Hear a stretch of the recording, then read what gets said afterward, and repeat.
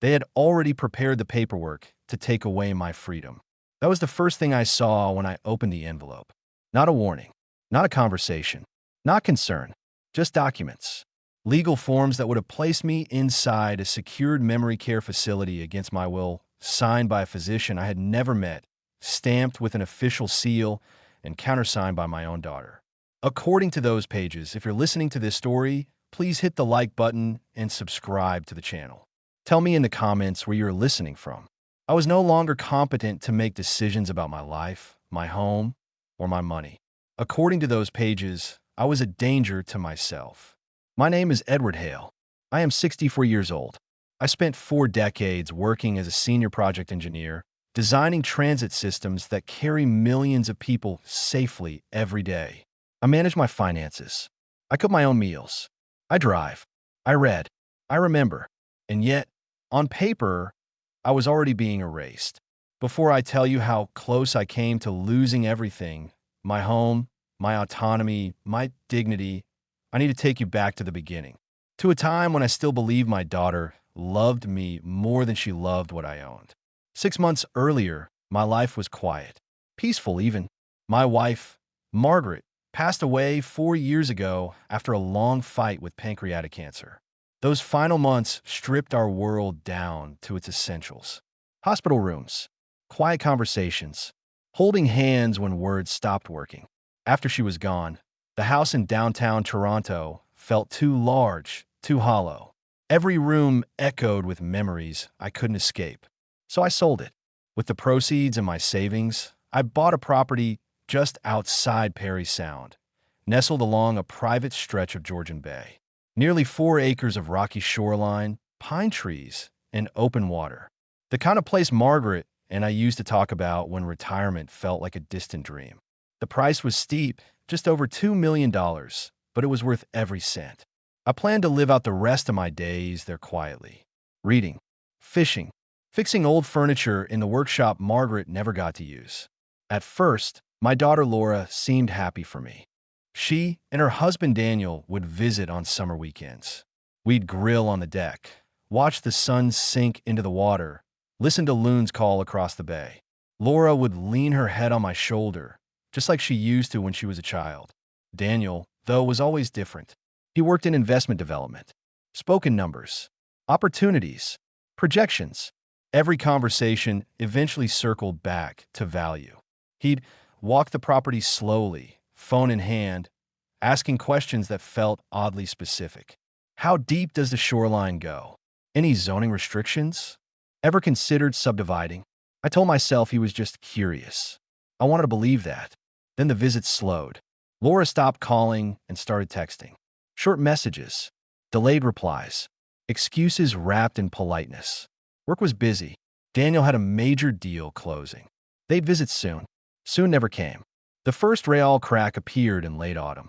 I had a routine cardiology appointment in Toronto, nothing serious, and decided to stop by Laura's place afterward. A surprise visit. Something fathers are still allowed to do, I thought. Daniel answered the door. He didn't smile. Edward, he said. Not Dad. Not Ed. Edward. He didn't invite me in. Behind him, I could see Laura in their newly renovated kitchen. Stone countertops. Imported fixtures. The kind of upgrades that cost more than most people realize. We weren't expecting you, Daniel said. I was nearby, I replied. Thought I'd say hello. He shifted his weight, blocking the doorway. Laura's not feeling well. Probably better if you call next time. I could see her clearly, laughing softly while scrolling on her phone. She noticed me, froze, then forced a smile. Dad, she said, stepping forward. Is everything okay? I just wanted to see you. She avoided my eyes. We've just been overwhelmed lately. Daniel's arm wrapped around her waist. Possessive, protective, or something else. We actually have guests coming, he said. Dinner plans. I left. They never called. Christmas came and went. I received a single text message. Sorry, Dad. Daniel's parents this year. Next time. Next time. Then, in early spring, Laura showed up at my house without warning. She used the spare key. I heard tires crunching on gravel and stepped outside, smiling, expecting a hug. She wasn't alone. Daniel stood beside her. and with them was a woman I'd never seen before, holding a leather folder. "Dad," Laura said, her voice already tight. "This is Ms. Elaine Porter. She's a senior care consultant." The woman extended her hand professionally. "Mr. Hale, your daughter has concerns about you living alone out here." "Concerns?" I laughed because it sounded absurd. "I'm not infirm. I'm not confused. I'm living the life your mother and I planned." Laura glanced at Daniel. He gave the slightest nod. "Dad," she said softly, "you've been forgetting things." "I haven't. You called me multiple times last month asking if I was coming for Thanksgiving. Thanksgiving had been weeks earlier." "That isn't true." She pulled out her phone. "You don't remember." Something in her tone felt practiced, controlled. And that was the moment I felt it, the subtle shift in the air. Not worry. Strategy. Laura stood in my living room, as if she were bracing herself for bad news. Daniel remained near the doorway, arms crossed, silent but present. And Elaine Porter, the so-called care consultant, opened her folder slowly, deliberately, like a magician preparing a trick. "Mr. Hale," she began, "your daughter reached out because she's deeply concerned about your cognitive health."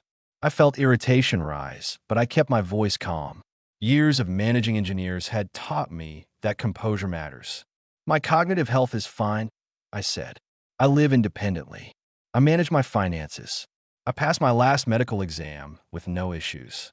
Elaine nodded sympathetically. Often, individuals experiencing early cognitive decline aren't aware of it. That sentence landed like a slap disguised as concern.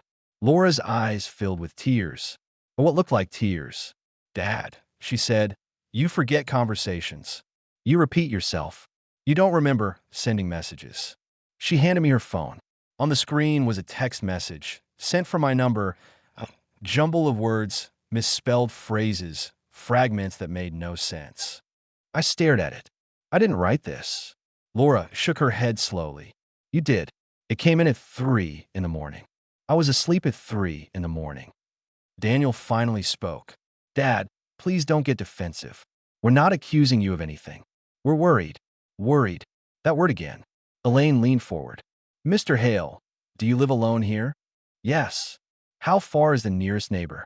"About half a kilometer." "And what would happen if you fell? Or had a medical emergency?" "I'd call for help. And if you forgot your phone?"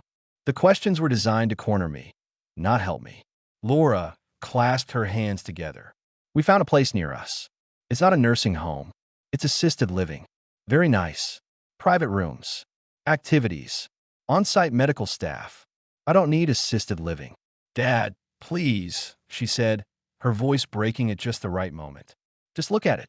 For me. I looked at Daniel. He was watching me carefully, as if measuring something. The facility was immaculate. Too immaculate. Soft lighting. Calm music. Smiling staff who spoke slowly, as though I might not understand full sentences. They showed me a room overlooking a courtyard garden. "It's peaceful," Laura said. "You wouldn't be alone." "How much does this cost?" I asked. Daniel answered quickly. "We've taken care of it." That set off every alarm bell I had. "What do you mean, taking care of it?" "We've arranged a financial structure," he said. "A trust, to ensure your care is covered long-term." "I have my own money." Laura reached for my hand. "Dad, please. This isn't about money. This is about keeping you safe. Mom would want that." Using my wife's memory was deliberate, and it worked just long enough to make me doubt myself. I left without agreeing to anything. After that, the pressure intensified. Laura called daily, sometimes twice. Daniel emailed articles about seniors dying alone, about undiagnosed dementia, about accidents in rural homes. Elaine followed up with brochures. Then came the message that changed everything. "Dad, we need you to sign a few documents. Power of attorney, just in case. It's standard." Daniel will explain. They arrived the next afternoon with a lawyer. His name was Mark Ellison. Crisp suit, polished smile, downtown firm. He spread the papers across my kitchen table like a deck of cards. "These documents grant your daughter authority to assist with financial and medical decisions if you become incapacitated," he said smoothly. I repeated, "Correct. It's preventative." Something felt wrong. "I want my own lawyer to review these." Daniel's jaw tightened. That's unnecessary. This is standard estate planning. Getting another lawyer involved will delay things and cost you money. I don't care. Ellison gathered his papers slowly. Of course, but understand, if something happens to you before this is in place, your daughter's hands will be tied. That sounded less like concern and more like a warning. They left. I called Helen Moore, the attorney who had handled my property purchase. She listened quietly. Edward, she said, do not sign anything. Bring whatever they gave you to my office. 2 days later, I sat across from her as she reviewed the documents. Her expression changed. This isn't a standard power of attorney, she said. My stomach tightened. It's immediate, irrevocable. The moment you sign, your daughter controls everything. Finance, property, medical decisions. I could revoke it. No, she said gently. You couldn't. Not without her consent. She pointed to a clause buried deep in the text. By signing, the principal acknowledges diminished cognitive capacity. I felt cold. There's more, Helen said. They've already filed preliminary paperwork for guardianship. The room seemed to tilt. They're trying to have you declared legally incompetent. I didn't sleep that night. I sat at my kitchen table long after the lake went dark, staring at the stack of papers Helen had marked with colored tabs and handwritten notes. Legal language I had once trusted now looked like a foreign weapon. Guardianship. The word echoed in my head. It meant losing the right to decide where I lived, what medical care I received, what happened to my money. It meant someone else, my own daughter, would have the authority to decide my life for me. Helen folded her hands. Edward, I need you to understand how serious this is. If a judge believes even part of what they're claiming, you could be placed in a facility before you ever get the chance to argue. On what grounds? I asked. They have a care consultant claiming cognitive decline. They have text messages that appear erratic. And they have a medical opinion. I looked up sharply. From who? A physician named Dr. Samuel Rowe. I shook my head. I've never heard of him. My doctor is Dr. Mehta in Midland. I saw him 2 months ago. Full exam. Clean bill of health. I know, Helen said. I've already contacted him. He's preparing a formal statement refuting any claim of dementia or cognitive impairment. She hesitated. There's something else you should know. She turned her computer screen toward me. A filing receipt. Laura's name. Daniel's name. They had submitted the guardianship application weeks earlier. Before the care visit. Before the assisted living tour. Before the power of attorney discussion. This wasn't concern. It was a plan. I drove home in silence. Every mile felt heavier than the last. I kept replaying memories in my head, searching for signs I might have missed. Laura at her high school graduation, crying to my jacket. Laura calling me after her first job rejection. Laura dancing with me at her wedding. When had she decided it was expendable? Or had she always been capable of this? Helen called the next morning. We need to act quickly, she said. First, a full cognitive evaluation from an independent neuropsychologist. Second, we need to challenge the credibility of their witnesses. Third, we need to understand their motivation. You think this is about money. I think it's about control, she replied. And money usually follows. The assessment took an entire day. 6 hours of testing. Memory recall. Logical reasoning. Spatial awareness. Pattern recognition. The doctor, Dr. Allison Grant, didn't smile much. She didn't reassure me. She simply observed. At the end, she closed the file. You're functioning well above average for your age, she said. Your executive function is strong. No signs of dementia. No cognitive impairment. She paused. Someone is lying. Helen suggested hiring a private investigator. I hated the idea. It felt like spying on my own child. But I agreed. What he uncovered made my hands shake. Laura and Daniel were drowning in debt. Their house renovations had been funded through multiple refinances. They owed over $400,000 more than the property's original value. Daniel's development projects had stalled. 2 had failed outright. 1 had left them personally liable. They were behind on property taxes. Their credit cards were maxed. And Daniel had been researching something else. My property. He'd met with 3 real estate brokers. Asked about waterfront subdivision potential. Asked about fast liquidation options. Asked about reverse mortgages for high-value rural properties. They weren't trying to help me. They were trying to unlock me. The hearing was scheduled for mid-April. 3 weeks away. Helen prepared me carefully. You must be calm, she said. Measured. Any anger, any confusion, they'll use it. Laura called the night before. Her voice was soft, controlled. Dad, please stop this. Let us help you. I know about the debts, I said quietly. I know about the property inquiries. Silence. This doesn't have to be ugly, she said at last. You need care. You just don't see it. I see betrayal, I replied. You're confused, she snapped. And tomorrow the judge will see that too. The hearing room was smaller than I expected. Not a grand courtroom. No jury box. Just a raised bench, a few rows of chairs, and the quiet hum of overhead lights. The kind of room where decisions that alter lives are made without ceremony. The judge entered and took her seat without fanfare. Justice Briggs looked down at the file. We are here regarding a petition for guardianship over Edward Hale. We'll begin with the petitioner. Laura stood. She had dressed carefully. Conservative blouse, minimal jewelry, hair pulled back, the image of concerned daughter. She spoke slowly, voice trembling at exactly the right moments. My father has always been independent, she said. But over the past year, we've noticed significant changes. Confusion, memory lapses, erratic communication. He lives alone, far from neighbors. I'm terrified something will happen to him out there. She dabbed her eyes. I love my father. I just want him safe. The words landed softly in the room. If you didn't know the context, you might have believed her. Daniel followed, speaking less, choosing phrases that sounded reasonable. We try to help quietly, he said.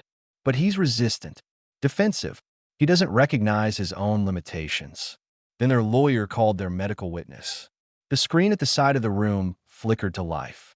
A man appeared, seated in what looked like a home office. Bookshelves, diplomas, a framed photo just out of focus. Doctor, the lawyer said, please state your name and qualifications. The man complied smoothly. He testified that, based on records provided and reports from family, I exhibited early-stage cognitive decline consistent with degenerative dementia, that I posed a risk to myself, that intervention was necessary. Helen stood. Doctor, she said calmly, when did you personally examine my client? The man hesitated. In cases like this, he said, a direct examination is not always required. That wasn't my question, Helen replied. When did you personally examine him? He cleared his throat. I have not. So you've never met Mr. Hale, never spoken to him, never administered any cognitive tests. That is correct. Helen nodded. And you're being compensated for your testimony today? Yes. How much?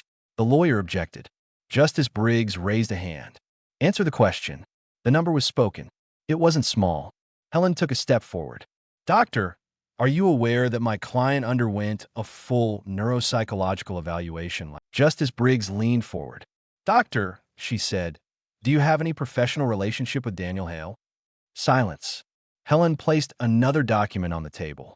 Your Honor, the doctor and Mr. Hale's son-in-law were business partners in a consulting venture specializing in guardianship facilitation. The room shifted. Justice Briggs's expression hardened. Doctor, she said quietly, you are excused. The screen went dark.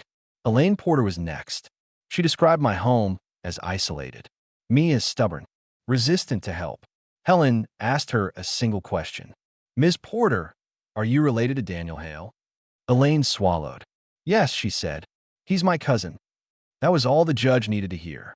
Then it was my turn. Helen kept her questions simple. My name, my age, where I lived, what day it was, who the Prime Minister was, why I had eaten for breakfast. I answered without hesitation. Then she asked me to explain why I believed the petition was filed in bad faith. I took a breath, and I spoke like the engineer I had been my entire life.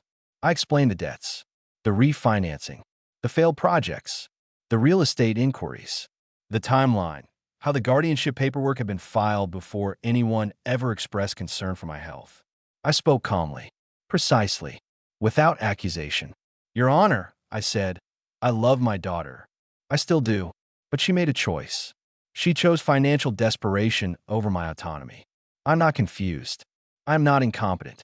I am being targeted. just as Briggs removed her glasses. She looked at Laura, then Daniel, approached the bench. They did.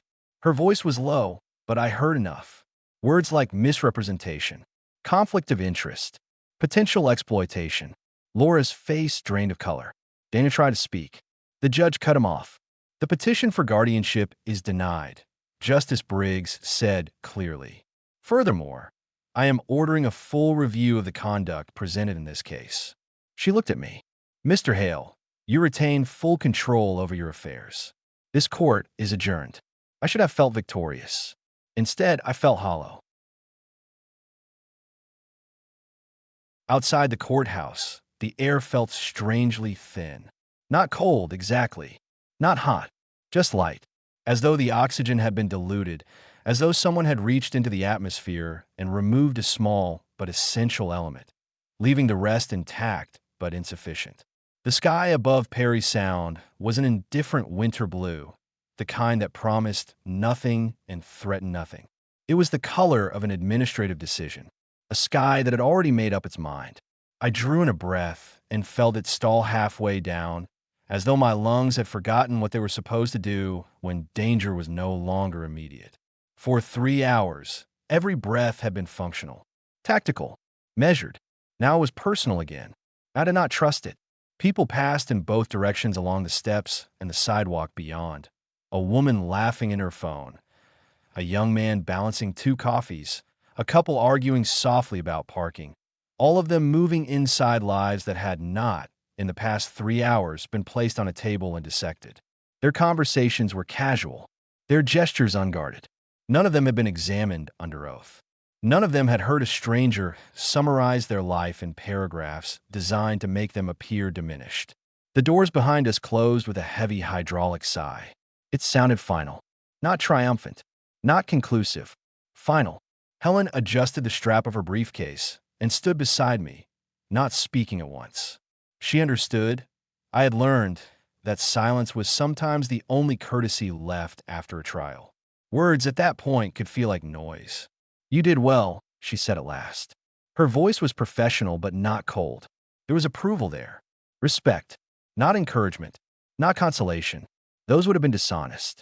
I nodded, though the gesture fell hollow, as though it belonged to someone else. I had defended myself successfully. I had spoken clearly. I had not contradicted myself. I had not been baited into anger. I had not collapsed.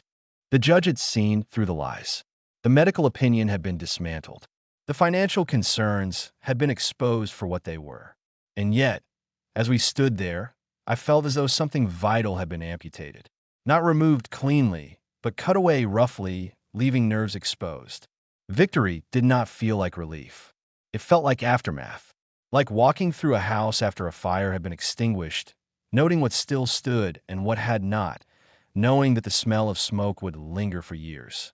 My hand was shaking, though the cold did not justify it. I put them in my coat pockets. For a moment, neither of us moved. Cars passed on the street beyond the courthouse. A delivery truck downshifted. A door slammed. Someone laughed too loudly, too easily. Life, apparently, was continuing. The realization felt almost offensive.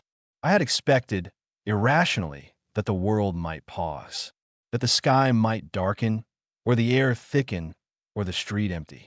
It did none of these things. Laura's heels clicked against the stone behind us. The sound was familiar. It had been part of my life since she was 18, since she began wearing shoes that announced her arrival before she spoke. That sound had once meant confidence, ambition, the future. Now it meant calculation.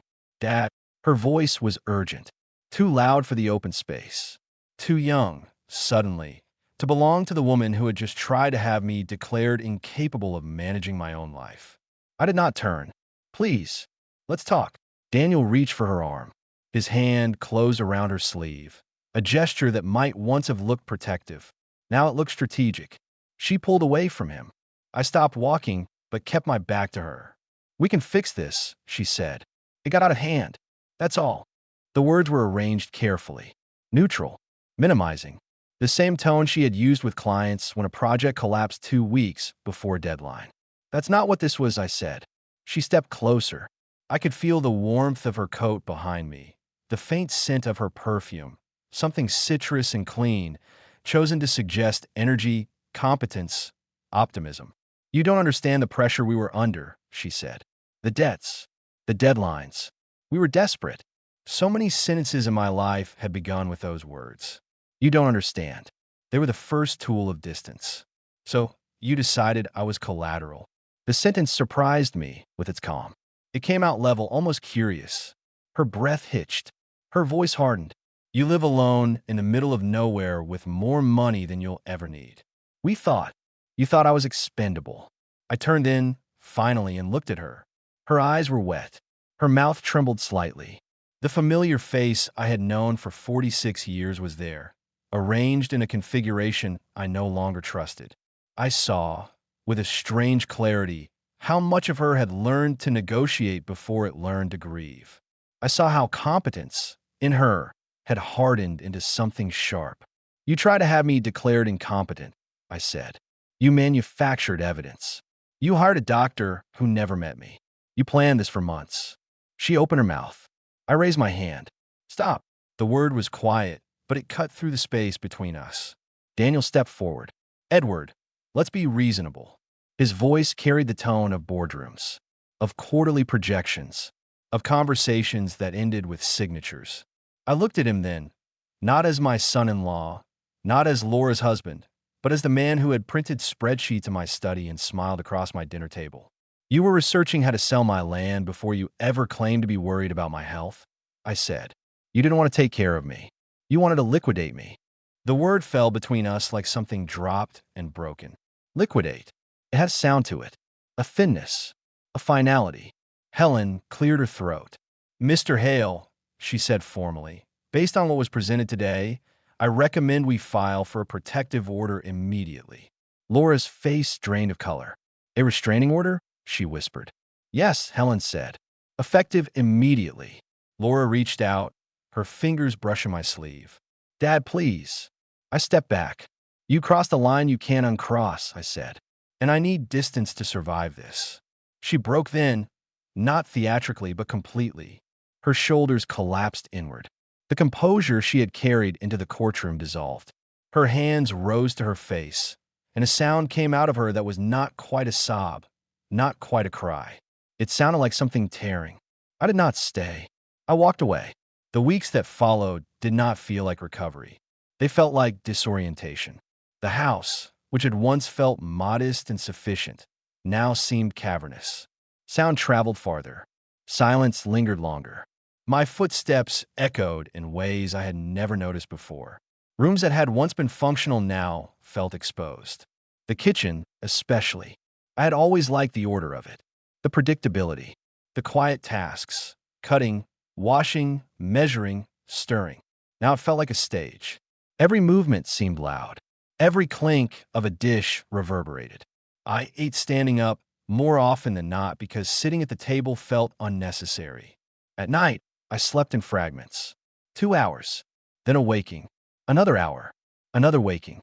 My dreams, when they came, were procedural.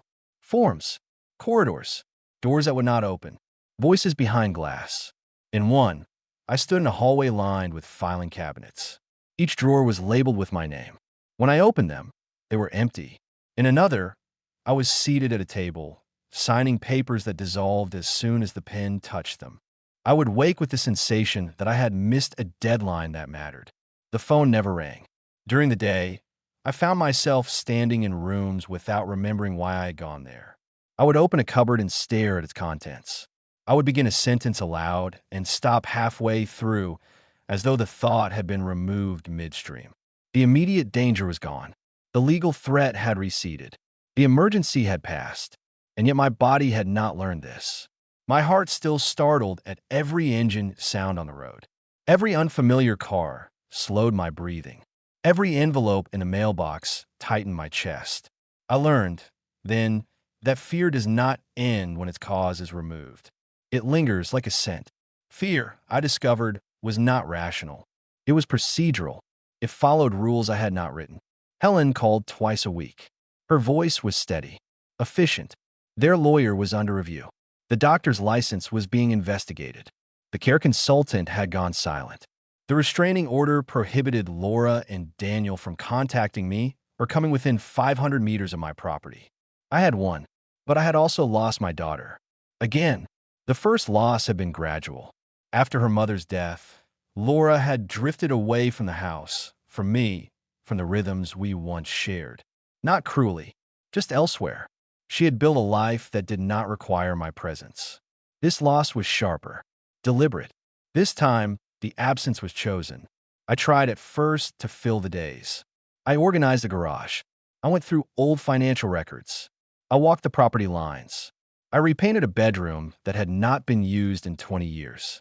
I found myself measuring things that did not need measuring, counting things that did not need counting. Time suddenly was abundant, and therefore dangerous.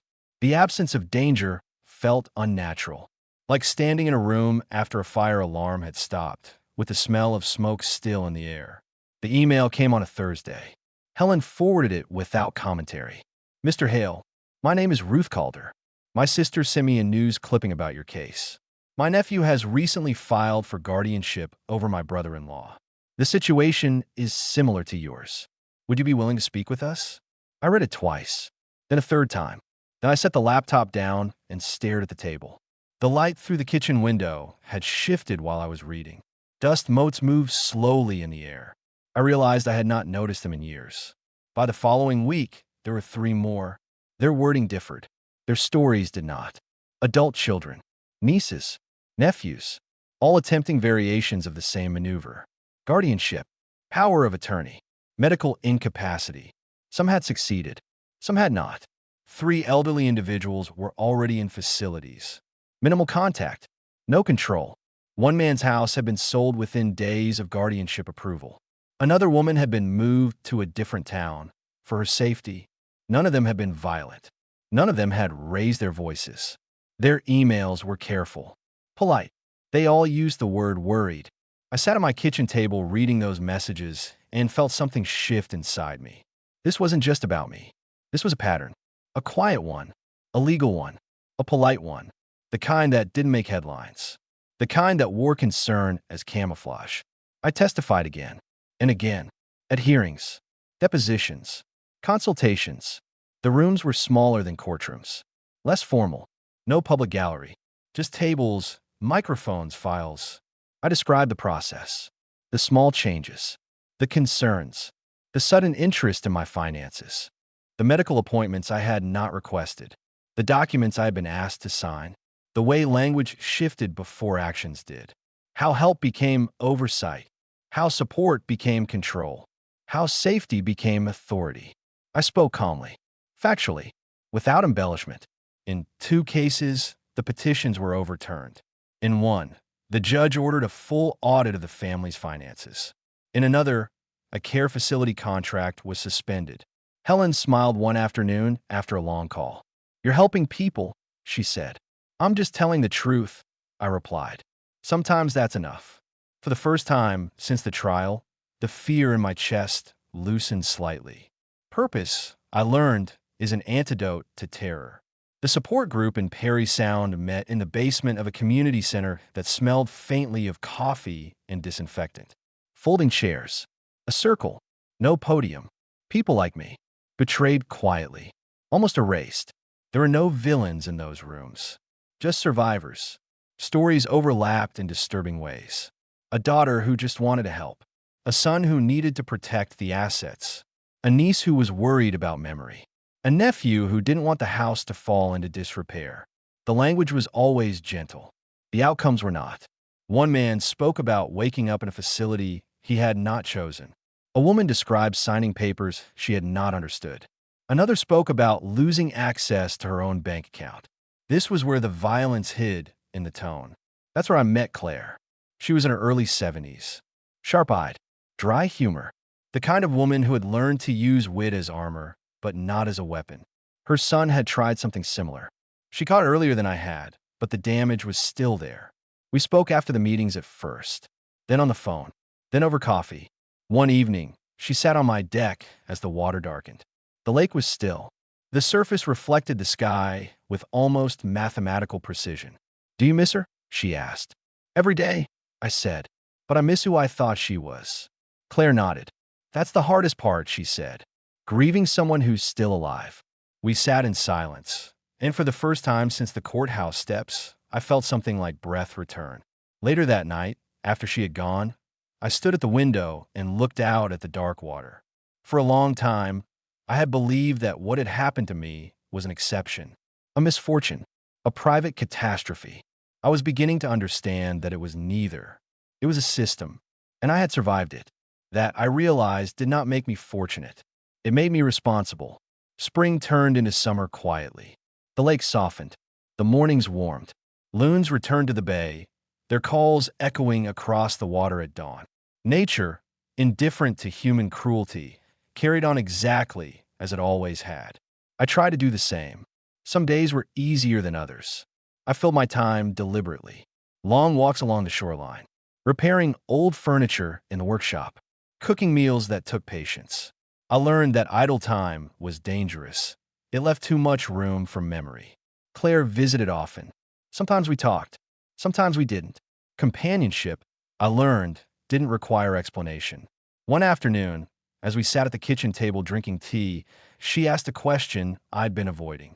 Have you heard from her? I shook my head. Not directly. The restraining order made sure of that. But a week later, Helen called. Edward, she said gently, I received something you should see. She forwarded a scanned letter. Handwritten, addressed to me. Laura's handwriting hadn't changed. Even the slant of her letters brought back memories of spelling homework spread across our old dining table. I read it slowly. She didn't make excuses. She admitted what she'd done, admitted the planning, the rationalizing, the lies she'd told herself to justify it. She wrote about the debt, about Daniel's failures, about the panic that had crept in and hollowed her out until desperation felt reasonable. She said she was sorry, not for getting caught, for trying it all. She said she was filing for divorce, that she had moved into a small apartment in the city, that she had started therapy because she didn't recognize the person she had become. She didn't ask for forgiveness. She said she understood if I never spoke to her again.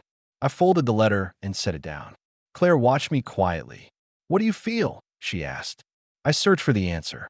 I feel grief, I said finally. Not anger, not relief. Grief. She nodded. That makes sense. I didn't respond right away.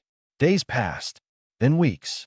I thought about the little girl Laura had been, the woman she became, the choices that led her to believe stealing my autonomy was acceptable. I thought about forgiveness, how people spoke of it as though it were a moral obligation. Claire said something one evening that stayed with me. Forgiveness isn't a duty, she said. It's a privilege, and not everyone earns it. I wrote back through Helen, not with warmth, not with cruelty, with clarity. I told Laura I believed she was sorry. I also told her that remorse didn't erase intent, that what she had done wasn't a mistake.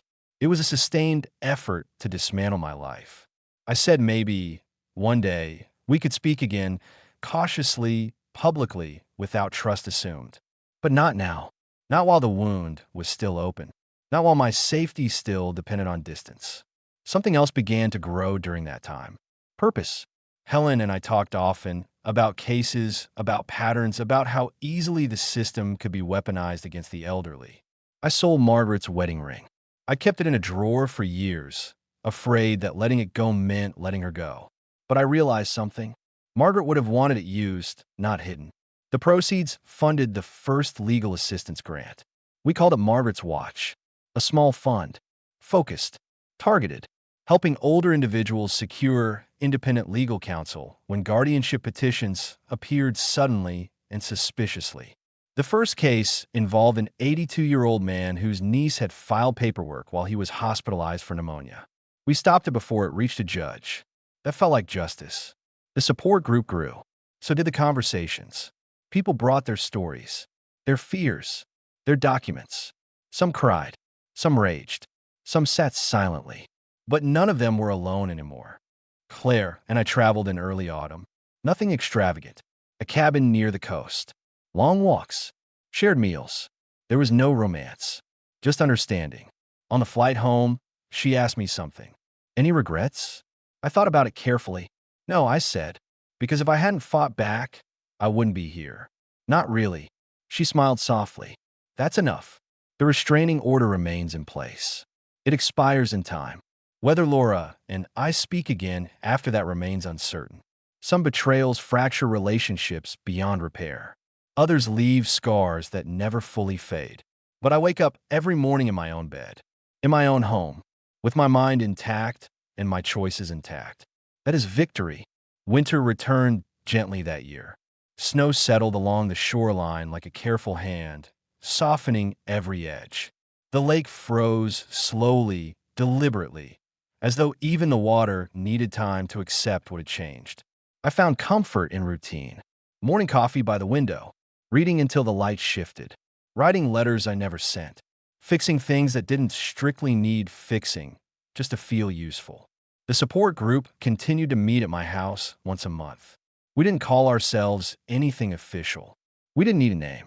We were simply people who had learned, sometimes painfully, that blood ties alone do not guarantee safety. New faces appeared. A woman whose son tried to medicate her into submission. A retired teacher whose nephew convinced a judge she was confused because she refused to sell her home. A widower whose daughter attempted to move him into care while draining his accounts quietly. Each story was different. The pattern was the same. And every time someone said, "I thought family would never do this," I saw my former self in their eyes. Helen visited one afternoon with documents under her arm. "Margaret's watch has helped 9 families now," she said. 2 more are waiting. 9. That number mattered, because behind her were 9 people still sleeping in their own beds, still making their own decisions, still themselves. Claire teased me about becoming an activist. "I prefer reluctant witness," I said. She smiled. "You're good at it." As the restraining order's expiration crept closer, I thought more often about Laura.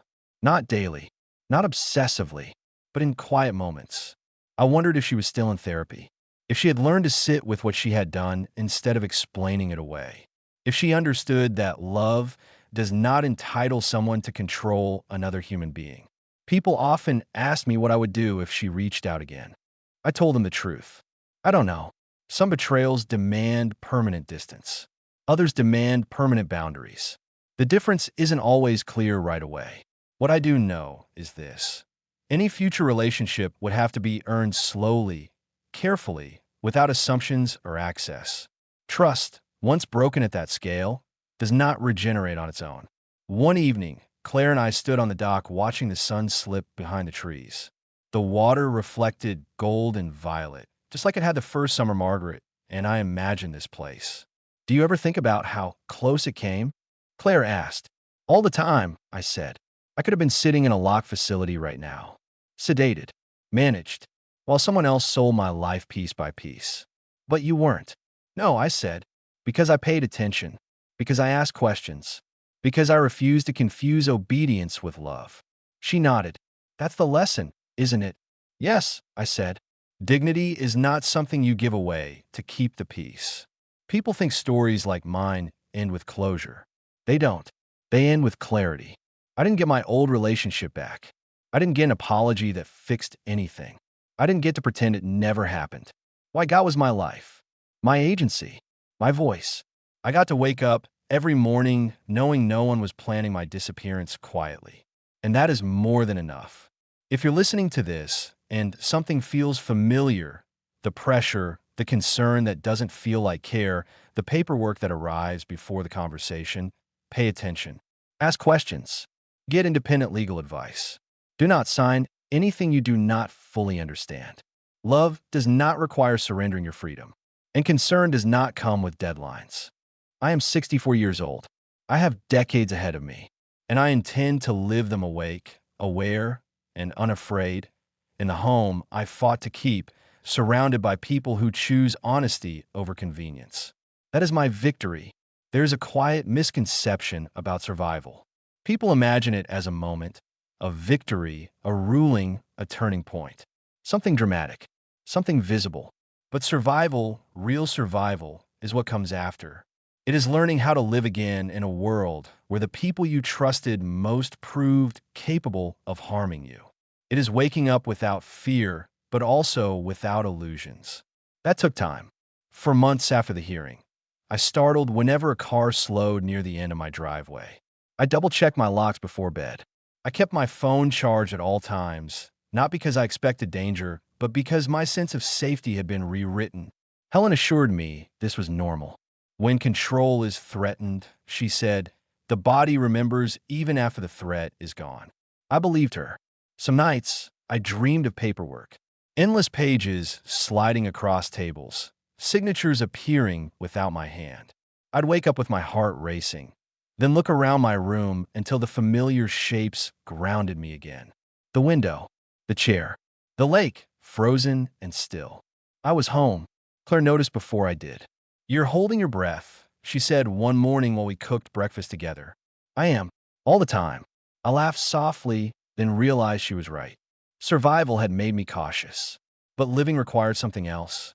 So I made myself do small, deliberate things that reminded me I was still free. I drove without a destination. I invited people over without planning an exit strategy. I made decisions impulsively, small ones, harmless ones, just to feel the weight of choice again. Freedom, I learned, isn't just the absence of restraint. It's the confidence that no one is waiting to take it from you. One afternoon, I received a call from a man I'd never met. He had found my name through Helen. I don't know if you remember me, he said, voice unsteady. You testified at my brother's hearing. I remembered. The case where the paperwork had already been approved. I wanted to tell you, he continued. Because of what you said, the judge ordered a reassessment. My brother is home now. Home. That word still carried weight. We spoke for a long time. Not about legal strategy, but about shame. About how easily families convince themselves they're acting out of love when they're really acting out of fear. After the call ended, I sat quietly for a long while. I hadn't set out to become anything to anyone. But sometimes surviving publicly gives others permission to resist privately. The fund grew slowly. No fanfare, no announcements, just careful help at the right moment. Helen insisted on transparency, on safeguards. She refused cases that felt ambiguous. This isn't about choosing sides, she said. It's about protecting agency. Agency. That word became central to everything. Not control, not power. Agency. The right to decide, even if others disagree with your choices. Especially then. As the year drew to a close, the restraining order's expiration became less abstract. I found myself rehearsing conversations that might never happen. What would I say if Laura called? What would I say if she showed up? I didn't feel fear anymore. I felt boundaries. That was new. I realized something important then. Boundaries are not walls. They're doors with locks. They don't prevent connection. They ensure it happens safely. Whether Laura ever stood on the other side of that door remained to be seen. But for the first time, I understood that I didn't need to decide in advance. On the last clear day before heavy snowfall, I walked down to the dock alone. The water was dark and calm, the air sharp enough to sting. I thought about the version of myself who had opened that first envelope months earlier. Confused, off balance, unprepared. I wished I could speak to him. I would tell him this. Pay attention to what feels rushed. Concern doesn't arrive with contracts.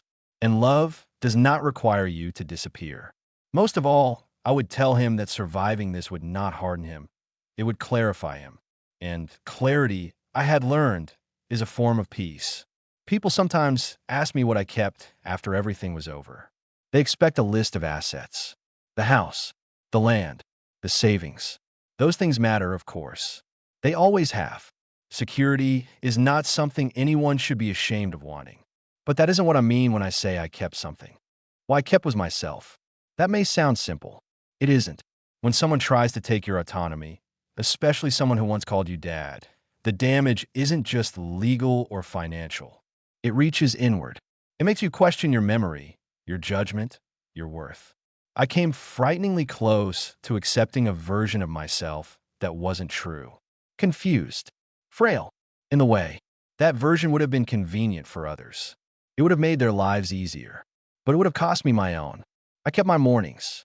The way sunlight hits the water just after dawn. The smell of coffee before the world wakes up. The quiet satisfaction of deciding what my day will be. I kept my voice. The ability to say no without apology. To say I don't agree without fear. To say I need time without being rushed. I kept my name attached to my decisions. No one signs for me now. No one speaks on my behalf. No one frames concern as control. That matters more than people realize. Laura remains a part of my story. She always will. But she is no longer the author of my future. Whether our paths intersect again is something time will decide. Not guilt, not pressure, not nostalgia disguised as obligation. If she has truly changed, she will understand that love does not demand access. It respects distance when distance is earned. Until then, I hold no anger. Anger keeps you tied to the moment of harm. I chose something else. I chose clarity. The house still stands. So do I. The lake freezes each winter and thaws each spring, just as it always has. It reminds me that change doesn't erase what came before, it reshapes it. I am not naive anymore, but I am not bitter. I am simply awake. If you're listening to this and something in your life feels rushed, questioned, reframed by people who insist they know what's best for you, pause. Get independent advice. Ask why concern arrives with contracts. Ask why love suddenly needs signatures. Your life is not an inconvenience to be managed. It is not an asset to be transferred quietly. It is yours. Protect it. I am 64 years old. I am still learning, still choosing, still free. And every morning, when I wake up in my own home, making my own decisions, I remind myself of one simple truth. No one saved me. I saved myself. And that, more than anything else, is what I kept.